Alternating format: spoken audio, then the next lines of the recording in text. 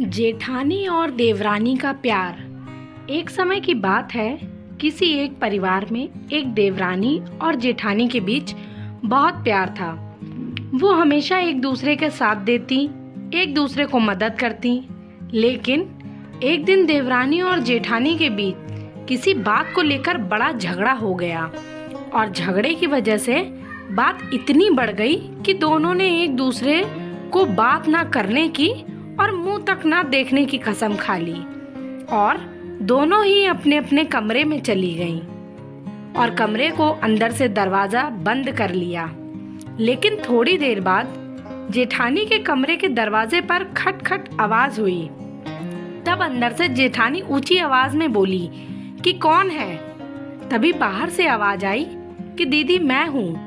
तब जेठानी ने अपना दरवाजा जोर से खोला और देवरानी को सामने देखते हुए बोली, अभी तो बड़ी बड़ी कस्में खाकर गई थी कि कभी बात नहीं करेंगे, एक दूसरे का मुंह कभी नहीं देखेंगे, तो अब यहाँ क्यों आई हो।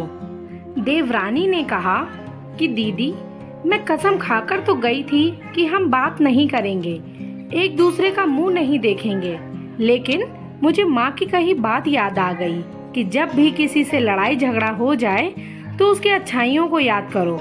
और मैंने भी वही किया, जिससे मुझे आपका दिया हुआ प्यार ही प्यार याद आया, जिसकी वजह से अब मुझे आपसे कोई शिकायत नहीं है और मैं आपके लिए चाय लेकर आई हूँ।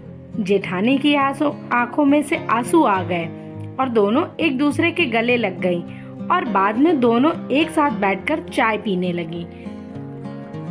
वास्तव में दोस्त, जब भी हम कभी क्रोध में हो तो हमें लोगों की बुराई न सोचकर उनकी अच्छाइयों के बारे में सोचना चाहिए, जिससे हमारा क्रोध भी शांत हो जाता है और हमारे पारिवारिक रिश्ते भी बचे रहते हैं। आपको हमारी यह कहानी कैसी लगी हमें कमेंट करके ज़रूर बताएं। कहानी सुनने के लिए आपका बहुत बहुत धन्यवाद।